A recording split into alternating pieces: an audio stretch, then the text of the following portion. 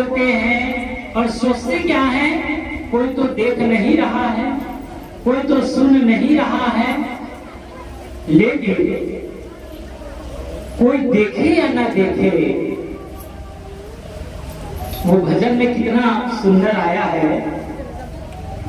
कोई देखे न देखे पर खुदा तो देखता होगा।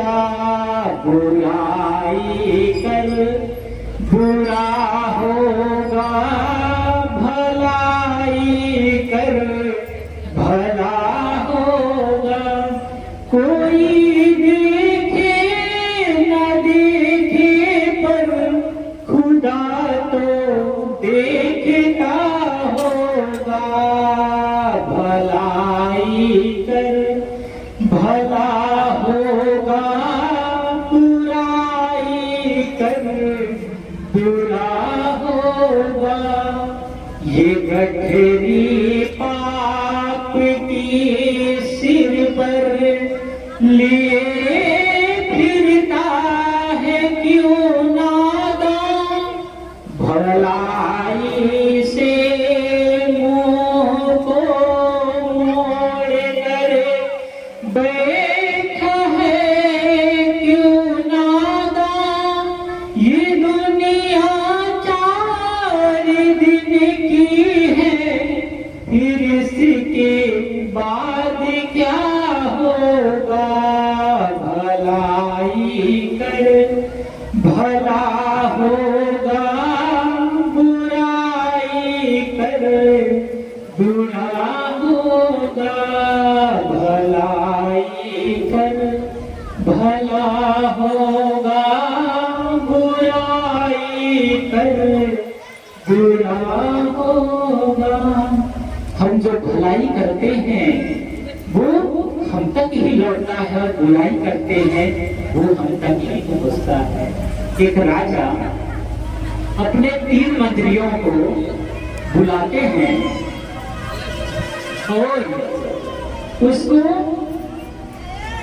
बड़ा सा थैला देते हैं। तीनों मंत्रियों को बड़ा सा थैला देते हैं और कहते हैं तुम लोग बागान में जाओ और वहां से इसमें कुछ भर कर लाना।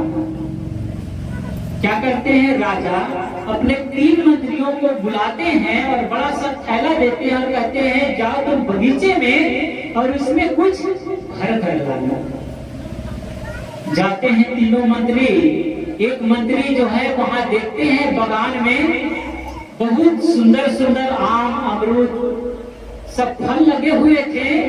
उसको पेड़ पर चढ़कर तोड़ता है और अपने थैले में रखता है। एक थैला भर लेता है, थैले को बांध कर आता है। दूसरा था वो क्या करता है, कुछ अच्छा फल और कुछ खराब फल सड़ा गला जो गिरा हुआ था जमीन पर उसको भी भर लेता है। नीचे तो सड़ा गला और ऊपर बढ़िया बढ़िया फल जो पका पका फल था। बाद में तो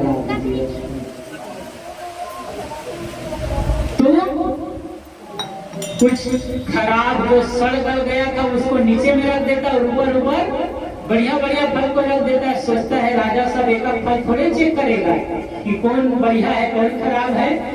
तो अच्छा फल और खराब फल सड़ा गया फल दोनों मिक्स करके अपने थैले में भर लेता है और बांध देता है। तीसरा आदमी क्या करते हैं, राजा खोल ना फुर्सत थोड़े कि खोल के देखेगा। वो घास फूस को पत्ती वगैरह सब बटोर लेता है, थैले में भर लेता है और बांध के ले आता है। अब राजा क्या करते हैं, तीनों मंत्रियों को कहता है तुम लोग अपनी अपनी थैला भर के ले आए। मंत्रियों ने कहा हाँ राजा हम लोग भर के ले आए। तो राजा और मंत्रियों को आदेश देते हैं कि जाओ इन तीनों मंत्रियों को एक एक कमरे में बंद कर देना और जो ये भर के लाए हैं वही ये खाएंगे। जो भर के लाए हैं उस थैले के साथ ही बंद कर देना 1 महीने के लिए। तब क्या करे तीनों मंत्रियों, राजा देखा भी नहीं कि क्या लाया है क्या नहीं लाया है। जो लाया, उसी के साथ में तीनों मंत्रियों को एक एक कमरे में बंद कर दिया। अब जो मंत्री जो मीठा मीठा फल, अच्छा अच्छा फल लाया था, उसको तो महीने भर का वो खाता है और बढ़िया स्वस्थ हो जाता है, स्वस्थ रहता है, वही वो खाएगा जो भर के लाया है। दूसरा मंत्री क्या किया, आधा तो बढ़िया ऊपर ऊपर बढ़िया था, तो बढ़िया बढ़िया फल तो खा लिया। अब जो नीचे बच गया, सड़ा गला था, उसको खाना पड़ा, क्योंकि और कुछ नहीं है, भूख तो किसी प्रकार, भूख की जो ज्वाला उसको तो मिटाना पड़ेगा। तो जो सड़ा गला फल था उसको भी खा लिया, खाते खाते बीमार पड़ गया, बहुत बीमार पड़ गया। और तीसरा आदमी क्या था, वो तो कुछ फल भर के लाया ही नहीं, घास फूस भर के ले आया था, पत्ती वगैरह भर के ले आया था, क्या खाएगा, घास फूस खाएगा, वो भूखे महीना भर में वही मर गया, शरीर त्याग दिया, मर गया, उसकी मृत्यु हो गई। क्यों? क्योंकि उसने पत्ती घास फूस से अपने थैले को भर दिया।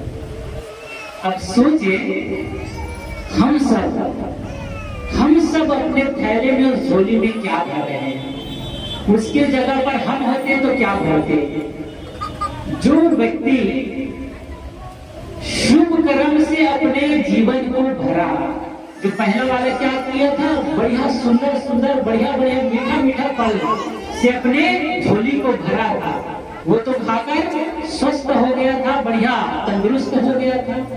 जो व्यक्ति शुभ से, परोपकार से, धर्म से, भक्ति से अपने जीवन को भरता है तो वो स्वस्थ हो जाता है, उसका कल्याण हो जाता है।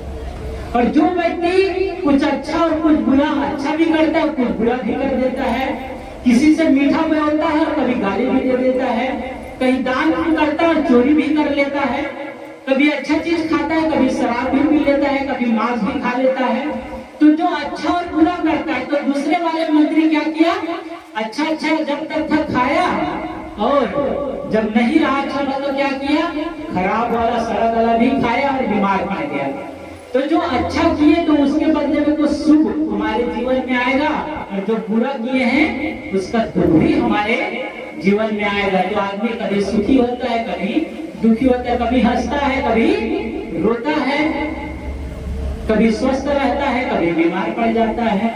तो ये उसके कर्मों का ही फल है। तीसरा आदमी कुछ भर के लाया ही नहीं था, तब क्या करेगा वो?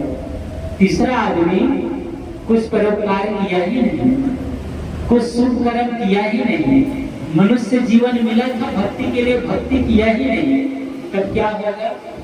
कीट पतंगा, कीड़े मकोड़े, जीव जंतु, पशु पक्षी इसी खानी में जाएगा। क्यों? क्योंकि उसको एक अवसर दिया गया था, अवसर को उपयोग नहीं किया, भक्ति नहीं किया, सत्संग नहीं किया, परोपकार नहीं किया। तो छत पर तो आ गया, लेकिन छत पर वो स्थिर नहीं रहा, तो फिर सीढ़ी से गिरते गिरते वहीं चला गया जहां से वो छत के लिए चला था। जहां से जो कीट पतंगे, मक्खियां, कीड़े मकोड़े की खानी से यात्रा करते करते एक एक सीढ़ी चढ़ते चढ़ते चढ़ते चढ़ते छत पर गया, मनुष्य के जीवन पाया। लेकिन मनुष्य के जीवन को पाकर फिर भक्ति नहीं किया, धर्म नहीं किया, परोपकार नहीं किया, अपने बुराइयों का त्याग नहीं किया, अपने मनोविकार पर विजय प्राप्त नहीं किया, अपनी इंद्रियों को स्वस्थ नहीं किया, तो फिर जाए पड़े भवचक्र में सहे घरे लीला। फिर उसी चक्कर में, उसी 4,84,000 के चक्कर उसको लगाना पड़ेगा। तो हम जो करते हैं, हम जो परोपकार करते हैं, जो सेवा करते हैं, जो भक्ति करते हैं, हम तक लौटता है। खेत में हम फसल बोते हैं, बीज डालते हैं, तो उसका फसल हमें मिलता है। किसके लिए? खेत के लिए कोई बीज नहीं डालता है, किसान अपने लिए बीज डालता है। तो इस साल बीज डाला गया, तो उसके बदले में हमें फसल मिली, और फसल को खा रहे हैं। उस जो दाने, जो अन्न, जो चावल, जो धान मिला, मकई मिला, गेहूं मिला, उसको हम खा रहे हैं। अब क्या करते हैं? हम सोचते हैं हमारे पास तो पर्याप्त है, धान है, गेहूं है, मक्का है, अन्न से हमारा घर भरा हुआ है, इसमें धान बोने की क्या जरूरत है? हमारे घर में तो धान ऐसे ही रखा है। मकई बोने की क्या जरूरत है? गेहूं बोने की क्या जरूरत? हमारे पास पर्याप्त है। तो जो गत वर्ष, जो पिछले वर्ष जो बोया गया था वो अभी खा रहे हैं, अभी खाने को मिल रहा है। लेकिन जो अभी जो वर्तमान में जो बरसात आ रही है, अभी खेत में यदि बीज नहीं डालेंगे तो आने वाले समय में क्या खाएंगे? भूखे रहना पड़ेगा, घर में अन्न नहीं रहेगा। क्यों? क्योंकि उसको तो अभी जो रखा हुआ उसको खाए ही जा रहे। कब तक वो काम देगा? एक न एक दिन वो खत्म हो जाएगा। फिर से बीज नहीं डाला गया, फिर से फसल नहीं लगाया गया तो आने वाले समय में हमें भूखे ही रहना पड़ेगा, हमारे बच्चे भूखे ही रहेंगे। आदमी आज यही करता है। पूर्व जन्म में कुछ शुभ कर्म किया था, उसकी बदौलत आज उसके घर में संपन्नता है, आज अमीरी है, धन दौलत है उसके पास, बड़ा सा मकान है, गाड़ी है, बंगले है, परिवार भरा पूरा है, बढ़िया जमीन है, जगह है, बैंक बैलेंस है, सब कुछ है। अब वो उसी को ही संजोने में, उसी को देख रेख करने में, उसी को बढ़ाने में तृष्णा की विशेषता कहाँ लो करो बखान। और देह मरे इंद्रिय थके, तृष्णा न मरे विदान। आशा आशा से दुख और नहीं, आशा दुख को रूप, जाकी आशा सब छूट या सुख या सुख रूप। जो जिसकी आशा, जिसकी वासना, जिसकी आसना, इच्छाएं मिट गई है, जो है उसमें संतुष्ट रहता है और इच्छा नहीं करता है और उसके लिए भागा दौड़ी नहीं करता। भागा दौड़ी करना तो अच्छा है, मेहनत करना तो अच्छा है, लेकिन धर्म से विमुख होकर करिए, धर्म को छोड़कर नहीं। ऐसा ना हो कि धर्म के लिए ही, भक्ति के लिए ही, परोपकार के लिए ही, शुभ कर्म करने के लिए ही, स्वाध्याय करने के लिए, सत्संग करने के लिए हमारे पास समय न बचे, हम समय न दे पाए, ऐसा नहीं। तो पहले जो शुभ कर्म किए थे अभी तो मिल गए, संपन्नता आ गई, फिर से बीज नहीं डाला गया तो आने वाले समय में हमें भूखे ही रहना पड़ेगा। इसी प्रकार जिसके पास आज धन संपदा है उसको और चाहिए कि पहले जो किए थे वो हमें मिल रहा है, आने वाले समय के लिए फिर से हमें करना पड़ेगा, नहीं तो भिक्षाम देहि यही कहना पड़ेगा, क्योंकि बीज बोया नहीं गया। मैं कह रहा था हमारा जीवन, स्वर्ग की आत्मा की 4 निशानियां हैं। पहली पर मैंने कुछ बातें रखी कि देना, जो हम देते हैं हम तक लौटता है। एक छोटी सी घटना कहकर मैं अपनी बात को विराम दूंगा, फिर श्री साहब जी के कल्याणकारी विचारों से लाभान्वित होंगे। एक बुढ़िया थी, वो चलते सामने मार्केट थी, फलों की दुकान थी, वहां पर गई। फल वाले जो व्यक्ति था वो वहीं बैठा था, वो जा रही है, उसके पास एक सूटेड बूटेड आदमी आता है, वो फल का दाम पूछता, भैया सेब का कितने दाम? तो उन्होंने कहा 200 रुपए किलो। केला कितने रुपए? तो कहते हैं 60 रुपए। वो बोल ही रहा था, वैसे ही वो बुढ़िया माता वहां पहुंच गई और वो पूछती है, भैया सेब कितने रुपए? तो उन्होंने कहा 100 रुपए। फल वाले ने कहा 100 रुपए। केला कितने रुपए? तो कहे 20 रुपए। तो अपनी जो आंचल में कुछ पैसे बांध कर लाई थी, उसमें से थोड़ी मात्रा में फल लेती है, सेब लेती है, थोड़ा सा केला लेती है और लेकर चली जाती है। जब वो चली गई तो वो जो पहला वाला व्यक्ति, सूटेड बूटेड व्यक्ति जो खड़ा था, उसने उस फल वाले से कहा, आप भी कैसे कहते हैं और बोलते हैं? मैंने जब पूछा तो आपने कहा सेब 200 रुपए किलो और केला 60 रुपए दर्जन। और रोज बुढ़िया माता जो अभी आई थी उसको आपने कहा 100 रुपए किलो और 20 रुपए केला दर्जन। आप मुझे इतना दाम क्यों बताए और उसको इतना कम दाम क्यों बताए? उस फल वाले ने कहा, भैया इसका संसार में और कोई नहीं है, ये बहुत गरीब है, इसको मैंने कई बार, ये हमेशा मेरी दुकान में आती है, इसको मैंने कई बार मुफ्त में फल देने की चेष्टा की, फल देना चाहा, लेकिन इसके अंदर इतने स्वाभिमान है कि ये बिना पैसे के नहीं लेती, दिया हुआ नहीं लेती, जितना उसके पास पैसा है उतना ही लेती है और चली जाती है। और मैंने ये अनुभव किया है, जब जब ये मेरे दुकान पर आती है और मेरे से फल लेकर चली जाती है, उस दिन मेरी बिक्री बहुत होती है। मैंने वर्षों से मेरे ये अनुभव, जब जिस दिन ये मेरे दुकान पर आती है उस दिन मेरी बिक्री बहुत अच्छी होती है। तो मैं तो सोचता हूँ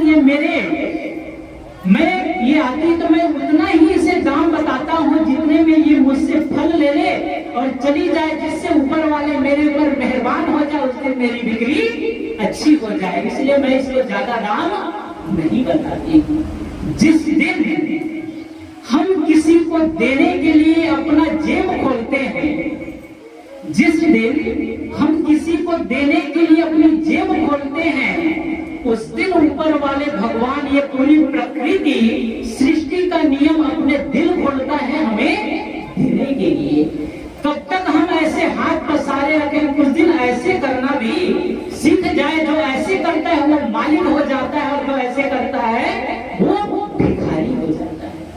यदि 10 रुपए है तो 10 रुपए में 1 रुपए तो हम धर्म के लिए लगा ही सकते हैं। 9 रुपए में हम अपने लिए रखे और उस 10 रुपए में से 1 रुपए हम धर्म के लिए यदि लगा देते तो उसी का संस्कार वही इस जीव के साथ में जाता है। हम 9 रुपए का अपने परिवार के लिए, घर के लिए, किसके लिए क्या दवाई पानी रुपए खर्च किए, खाने पीने में खर्च के लिए, उसका एक भी पुण्य नहीं मिलता। लेकिन वो 1 रुपए हवन में डाला गया 1 रुपए का पुण्य इस जीव के साथ में संस्कार बनकर जाता है और उसका हमें अनेक गुना मिलता है। धर्म किए धन न घटे, सरिता घटे न नीर, अपनी आंखों देख ले युक्ति कहे कबीर। जो जल बाढ़े नाव में, घर में बाढ़े दाम, दोनों हाथ उलझिए यही सयानो काम। यदि घर में दाम बढ़े, संपन्नता आए तो दोनों हाथ से उलीझो, अर्थात थोड़ा दान भी करो, थोड़ा धर्म भी करो, थोड़ा संत गुरु की सेवा भी करो, वही संस्कार आपके साथ जाएगा। नहीं तो खाली हाथ जाना पड़ेगा। किसी को यदि कहीं जाना हो, यदि उसके हाथ में पैसा नहीं है, रास्ते में खाने के लिए कुछ अन्न नहीं है, फल फूल नहीं है, रोटी सब्जी नहीं है, तो भूखे ही यात्रा करना पड़ेगा। भूखे यात्रा करना बड़ा कष्टप्रद हो जाएगा। और पैसा नहीं तो बस वाले बस से उतार भी देंगे। इसलिए कुछ संबल इकट्ठा करना पड़ेगा। जिन जिन संबल न कियो अस्कुर पाटन पाए, झाली बड़े दिन आके संबल कियो न जाए। जिसने इस शरीर में जो अभी जवानी में संबल इकट्ठा नहीं किया, रास्ते का खर्च इकट्ठा नहीं किया, तो झाली बड़े दिन आके संबल क्यों न जाए। जब झाली बढ़ जाएगा, बुढ़ापा आ जाएगा, तो धर्म नहीं होगा, भक्ति नहीं होगा, सत्संग नहीं होगा, सुनाई नहीं देगा, दिखाई नहीं देगा, पैर हाथ काम नहीं करेगा, जा नहीं पाएंगे। इसलिए भजन करो मस्त जवानी में, बुढ़ापा किसने देखा है। हम सबको चाहिए, यह जीवन बहुत बीत चुका, शरीर अब अंतिम पड़ाव की ओर है। कितना जीवन बचा है उसका कोई ठिकाना नहीं। इसलिए जो समय बचा हुआ है, थोड़ा भक्ति के लिए, थोड़ा सत्संग के लिए समय निकाले और अपने स्वभाव को अच्छा बनाए। गाली देने की आदत, झूठ बोलने की आदत, गुस्सा करने की आदत, टेंशन में आ जाने की आदत, ये हमारे पूजा पाठ, ये हमारे मन को पवित्र करता है, हमारे स्वभाव को सुंदर बनाता है। यदि हम पूजा करते, पाठ करते, तो अपने अंदर भी झांकना चाहिए, अपने मनोविकार को भी देखना चाहिए। तब असली व्रत, असली पूजा, असली भक्ति होगी, तब वह फलदायी होगा। नहीं तो राम राम कहते रहेंगे, चंदन टीका लगाते रहेंगे, हरे राम हरे कृष्ण कहते रहेंगे, सहस घड़ा में उठी जल ढाले, फिर सूखे का सूखा पत्थर में कोई घड़ा घड़ा पानी डाले और उसको दाग के देखे थोड़ा नरम हुआ कि नहीं, करता है कि नहीं, फिर सूखे का सूखा। तो इतनी भक्ति करना, इतना पूजा पाठ करना कोई मतलब नहीं होगा जब हमारे स्वभाव में, हमारी इच्छाओं में, हमारे मोह में, हमारी ममता में यदि हमारी निर्मलता बढ़े, हमारे ज्ञान वैराग्य बढ़े, भक्ति बढ़े, तब यह जीवन सफल होगा।